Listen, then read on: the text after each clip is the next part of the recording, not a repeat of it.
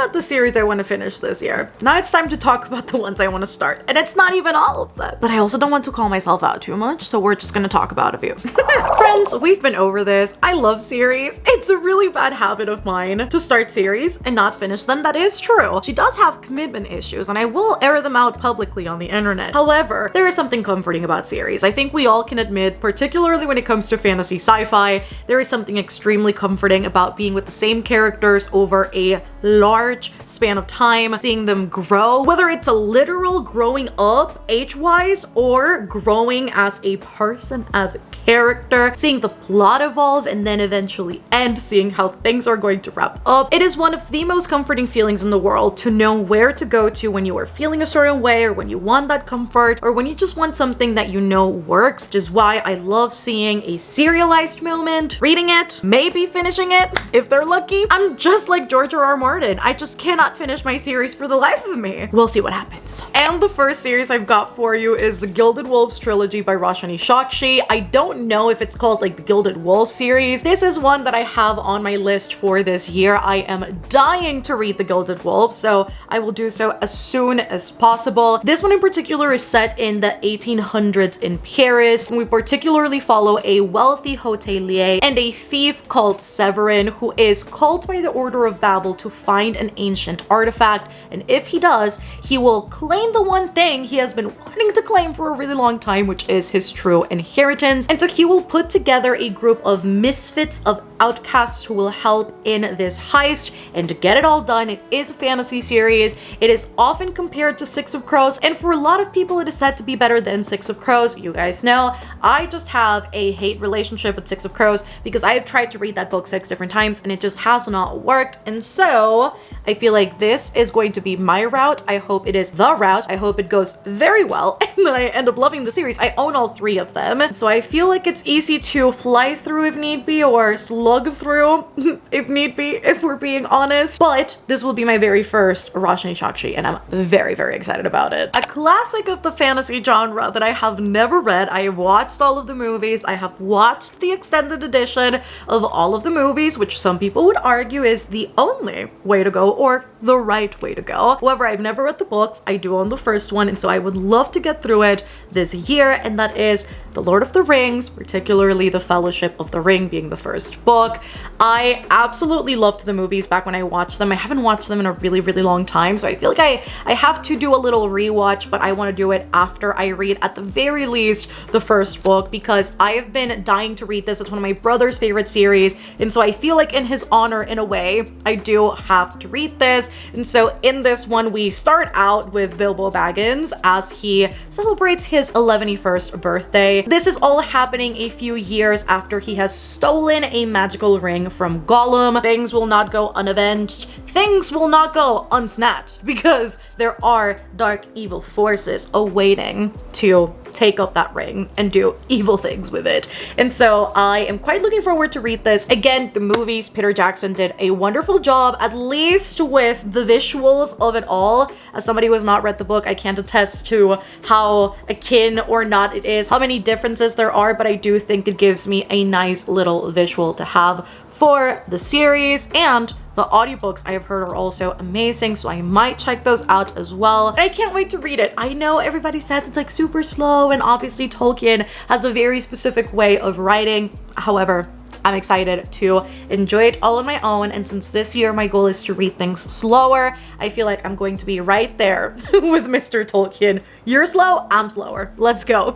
Let's see who wins. I've been meaning to start this series for a really, really long time, and yet I have not picked it up. And it is the Gentleman Bastard series by Scott Lynch, the first one being The Lies of Locke Lamora. I have heard absolute amazing things about this series. I think there is nothing but praise, at least on what I get to see on like my side of the YouTubes. I feel like there's nothing but praise for this. Apparently the characters are amazing, the plot is amazing. I think the series is unfinished, which gives me like an upper hand to catch up. But the synopsis, albeit very short on the back because this is like a special edition, it is the most eye-catching, attention-snatching moment I have ever seen. We follow follow the Thorn of Camor, I think it's pronounced, which I believe will be our main character. And they say he can beat anyone in a fight. They say that the way he steals from the rich and gives to the poor is unlike any other. That he is part man, part myth, part street rumor, and however, they're all wrong, apparently. I don't know what that means. I don't know where this book will go. I don't know what the series will do. It's something I know very little of, except for what I hear in those like spoiler-free like reviews or in those recommendation videos where people go, yes, you have to read this. And so can't wait to get there when the time is due, but it is on my list to hopefully start this year. None of us will be surprised at the fact that this is here because I've already started the first book and I got a little bit into it. I was very into it and then I never finished it because it's just my toxic habit. Last year I started loads of books and then I didn't finish a lot of them. And so this is a series that I want to read all of this year because I own all of them. And the writing is so good. It's written in second person. You probably already know what it is just based on that alone. It is so freaking unique, unlike anything I've ever seen. That is the 5th season by N.K. Jemisin. I need to fucking finish this series, y'all. I need to finish this book first. Why haven't I finished it? That is a great question. Let's just, before I give you a little synopsis, just a little narrator Mel for you. Prologue. You are here. Let's start with the end of the world, why don't we? Get it over with and move on to more interesting things. First, a personal ending. There is a thing she will think over and over in the days to come, as she imagines how her son died and tries to make sense of something so innately senseless. She will cover Ucha's broken little body with a blanket, except his face, because he is afraid of the dark, and she will sit beside it numb, and she will pay no attention to the world that is ending outside. The world has already ended within her, and neither ending is for the first time. She's old hat at this by now. What she thinks then and thereafter is, but he was free. And it is her bitter, weary self that answers this almost question every time her bewildered, shocked self manages to produce it. He wasn't. Not really. But now he will be. But you need context. Let's try the ending again. And then it just keeps on going. And it's so good. It is literally so freaking good, unlike anything I've ever read before. I have loved every single page I've read so far, which have been 45. And I need to read this and annotate it. I'm going to restart it and do all the things because there is only one right way for me to read this book, and it is by annotating the shit out of it, I feel like. And so in this one, we follow the world as it is ending yet again. It is not the first time this has happened. And we particularly follow Essen, the main character, who is a mother ravaged by tragedy. Her son has been killed by her husband, and her daughter has also been kidnapped by the same man. And as the world collapses around her, she is on a mission to not only get her daughter back, but get the revenge she so wants, and she will go to the ends of the earth in order to do that. And if there is anything I like in this world, it is a story about motherhood, and this one in particular, from what I've read, it is the most gripping thing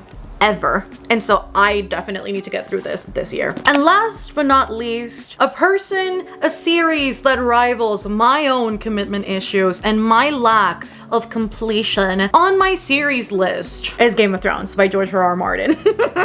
This man truly rivals me, I tell you. My commitment issues run high, but I think his might be stronger than mine. That makes me feel a little bit better, not going to lie. However, Game of Thrones by George R.R. Martin, I've watched the series many times over, watched House of the Dragon, absolutely love it. We know this. However, I bought this book and I started this book at a time where I thought all I would be reading and all I wanted to read was adult fantasy. Turns out that was not the case. However, all of the books I bought at that time are books that I am definitely still very much interested in, and this is obviously one of them. I am familiar with the story. However, I know that a lot of things that went down in the show did not happen the same way in the books or have not happened at all. There is no death in here that is not intentional or that doesn't serve a purpose. Everything makes sense. The character development is great. Everything is obviously in ways superior than the show. And so I obviously want to experience this for myself as somebody who is a self-proclaimed lover of A Song of Ice and Fire without reading the books. How's that? Fake fan if you've ever seen one. We follow the world of A Song of Ice and Fire in the kingdom of Westeros, and particularly the catalyst for this whole thing is the king's hand dying in King's Landing, and King Robert calling one of his most trusted friends and advisors, Lord Eddard Stark, who resides at the other end of basically the continent, I guess you could say, in Winterfell, as winter is coming, friends. and it gets all kinds of crazy. It is obviously a fantasy series, so there will be loads of that. There will be a lot of like medieval fighting. There will be ice-like zombies who also have powers, and I can't wait to read it. And those are all of the series I want to start this year. I tried to keep the list very short, very small, because I know there will probably be other series I start this year. However, if I made a list of like everything I would want to start, I feel like I would start less of them. So I'm trying to keep all of these lists short and realistic, especially by how my reading pace is going at the moment, which has been slower than in the past. It's a very intentional choice, and so I want to make sure that all of these lists reflect that, so that I don't overwhelm myself with I want to read this, I want to read that, and then not only feel bad about not reading it, because I do want to read all these things, but then also not being able to provide a review on things that I would claim to want to read, you know? So I hope that you guys enjoyed this video. If you did, don't forget to give it a massive thumbs up down below. And if you have any series that you want to start in 2023, do let a girl know down in the comments. If you've read any of these series, surely let me know what you thought about them and how much you love them. And if you dislike them, I don't want to know. You already know, ignorance is bliss. Don't forget to subscribe down below if you want more bookish content like this. And if you want to support the channel further, I do have a Patreon. It is always linked down below alongside all of my socials. I love you all the absolute most, and I shall see you on the next one. Bye guys.